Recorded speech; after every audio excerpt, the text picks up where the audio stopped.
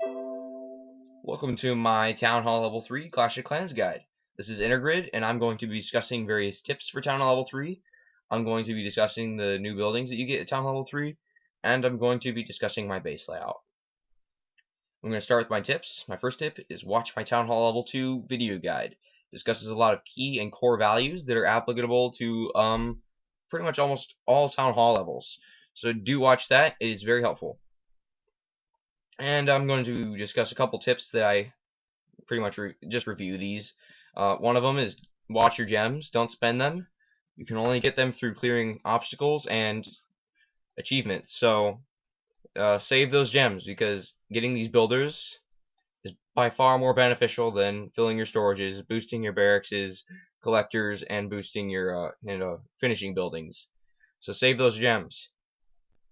And speaking of builders, I like to keep these builders busy. Having them sitting around there's no reason for them to just be sitting around. Always keep them busy. At Town Level 3, there are a lot of obstacles that are frustrating when trying to make a decent base. You can clear some of these, but I don't recommend clearing these because there's just not an essential need for it at Town Hall Level 3. The exception to that is there's a stone that would be right behind my Town Hall, but I've already cleared it. That stone can be very frustrating. I would go ahead and clear that because it can be a gateway inside of your town. If you try to build around that and stuff, that will be bad. So if you max out your storages or something, you can just dump some gold on that and keep raiding. Alright. And one more thing I want to talk about is I found that upgrading my collectors to level 5 is actually beneficial for Town Hall level 3. I know that in my Town Hall level 2 video I said upgrading them too much is not beneficial. However, at Town Hall level 3 it is beneficial to have them at level 5. And this is mainly because it takes a couple days to get to Town Hall Level 4 with Town Hall Level 3 if you're maxing out all your buildings before advancing. So having these at level 5 really helps, as the amount they can hold overnight will be an additional 7,500 resources. So if you have 3 collectors that can all hold about 10,000 resources, that's 30,000 of each when you wake up in the morning. So that's actually helpful at Town Level 3. And so that's pretty much it. I'm gonna say that because I like to upgrade all my buildings before advancing to the next Town Hall level. It's just good practice, and it's also good because upgrading the Town Hall reduces loot that you can steal, the amount of loot you can steal from lower Town Hall levels. So I like to upgrade my Town Hall at last. So that, and I have stuck around in Town Hall 3 for a little bit too long. I should have upgraded yesterday, but I stuck around so I could make a couple more videos for you. See, I have some collectors at level 6. I've maxed out my barracks, and at this level, it's not necessary to max out your barracks, upgrade your collectors beyond level 5, really, or max out or upgrade your wall. In fact, I still haven't done it. You can upgrade these wall again. That's a ridiculous amount of gold for Town Level 3. Don't waste your money on that. And yeah, so I'm going to move on to my building intro. So at this level, you get 3 new major buildings. You get the mortar, the research center or laboratory, and the clan castle. So the mortar is a very interesting weapon. It's actually valuable. It's a very valuable defense, and you'll protect it throughout pretty much all Town Hall levels as much as you can. I recommend getting this building as early as possible at Town Hall Level 3 simply because it's such a good defense. But you have to use it correctly, otherwise it is completely useless. So with the mortar, you have to place it central in your base because it does have this minimum range, and if units get inside of that, the mortar can't shoot at them. So they immediately become pretty much immune to the mortar. So keep it central in the base. Make it as hard as they can to get to the mortar. Slow them down as much as possible, and also surround it with defenses that will keep units from getting at the mortar. The main mortar's strength is its range and its splash ability. Barbarians, archers, wall breakers, and goblins have a lot of trouble with the mortar. If they clump up, the mortar will destroy them in 2 to 3 hits. So it's really helpful in large clumps. So, and I'll be showing you some videos on some of my defenses, and you'll be able to see that. And So, and usually I like to have it behind 2 wall, but you don't have enough wall at Town Hall level 3 to protect it like that. So I just did all this, and I'll be talking about that when I talk about base layout. And the Clan Castle, you can get that at this level. It costs 10,000 gold to fix. It's instant, and now I'm not sure, but I think you can do it with even if you don't have a builder. I'm not sure about that though. Don't take my word for that. But it does complete instantly, and the Clan Castle. Join a clan as soon as possible. Having troops inside the Clan Castle, requesting troops. You can click on the request button here. It would be here, but my Clan Castle is full. Having higher level troops inside of the Clan Castle, especially high level ones, will greatly affect the outcome of your battles. Having them being able to deploy units during battles and having them defend you is extremely helpful. So make sure you have this Clan Castle. Make sure you're in a clan and your Clan Castle is either full or you have a request in the chat at all times. And it does have some decent hit points, so I like to use it as a barrier. But I'll talk about that in my base layout. And the research center or the laboratory.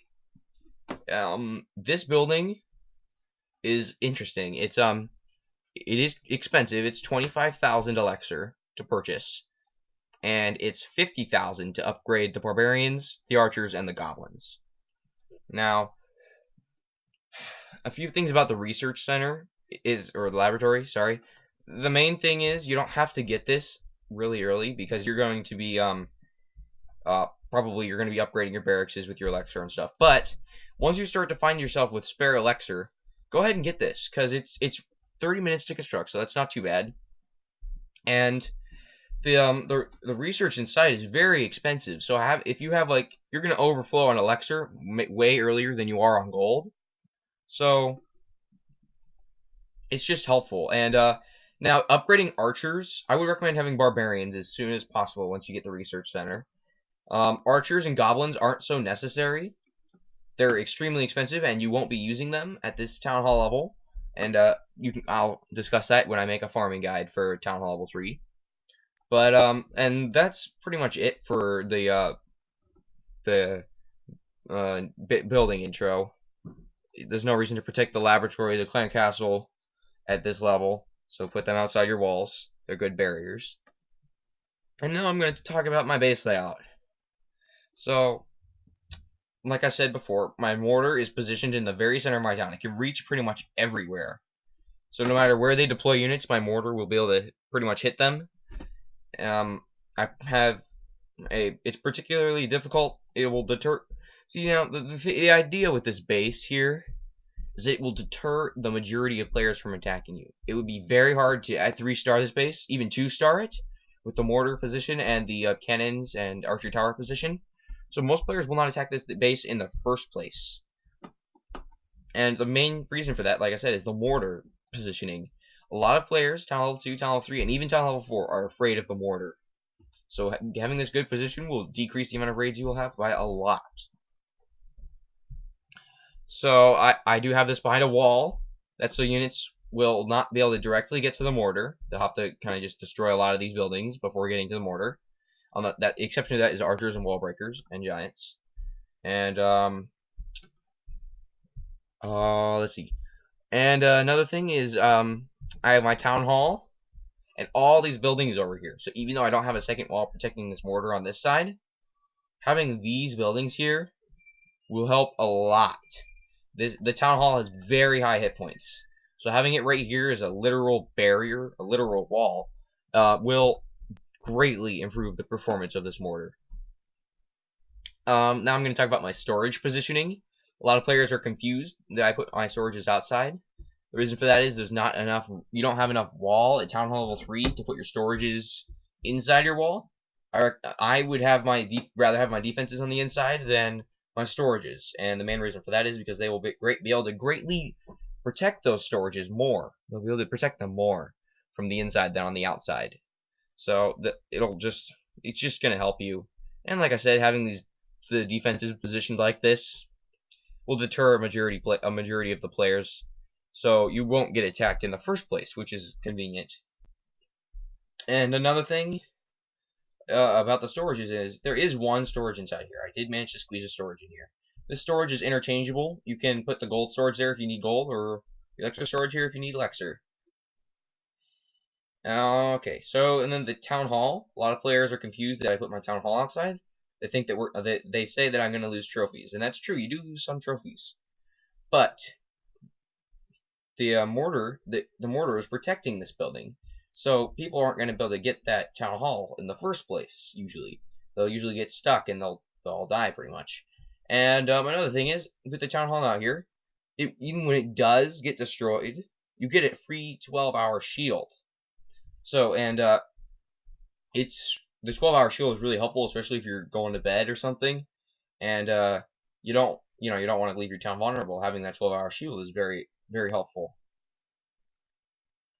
And so like I said, my cannons are inside, and my archer tower are inside the walls. And the bombs here, this is actually a good place to put bombs. And the reason for that is I've had several people attack me with wall breakers.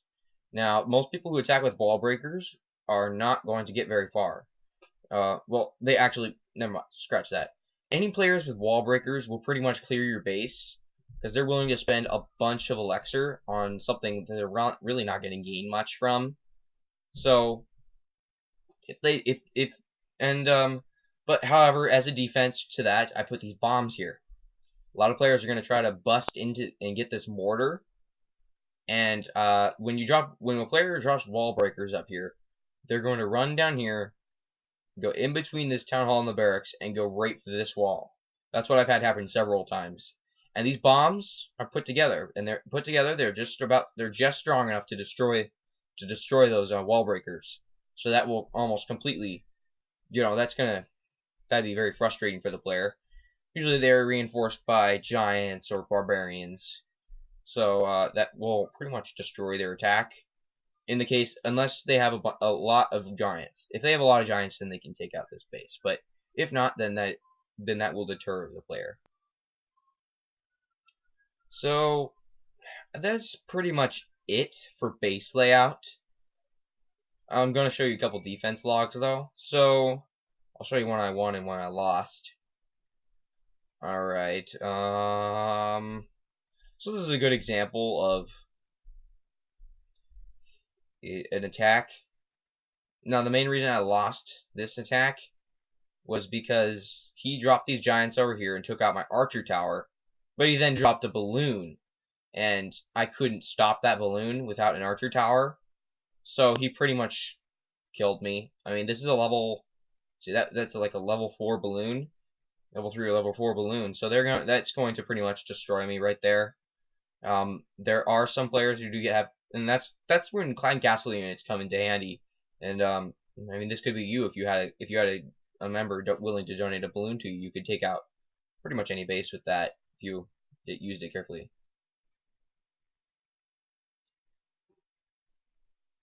So, and then I'm going to show you this one.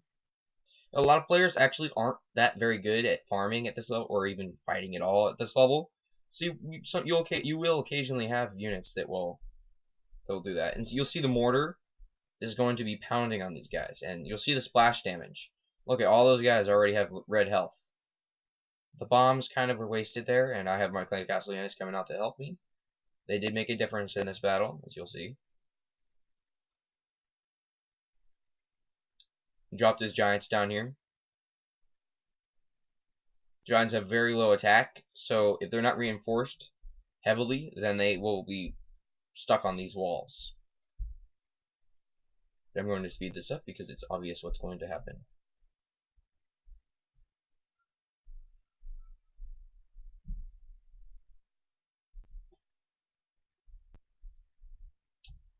And I'm going to show you one more defense. This is one I did get 3-starred by, and it was completely giants, really, actually, and some archers, help from archers. Those are level 5 archers, by the way. So those guys are pretty much going to... The giants just took all the hits, well, those pretty much did the majority of the damage. So Yeah, that's where once again, that's where clan castle units come in handy. Attacking with a huge horde of giants works. I'm gonna say it works, but it's very expensive. This guy would not have made up for that attack with the amount of giants he had. So he wouldn't have profited off that attack. Alright, so I hope this video was helpful. That was pretty much it for this video. I'm going to come out with a video on farming for Town Hall Level 3. I will also have I'm gonna say that I don't have I'm not gonna make a ward guide for Town Hall Level 3. A lot of players like to have war guides. And there's no really reason for you to have a war guide at Town Hall Level 3. There's just it's actually pretty simple. Just follow the attacks that I use in Clan Wars, and those are just as good as any other attack. So, and yeah, so I'll see you in my next video, which is coming soon.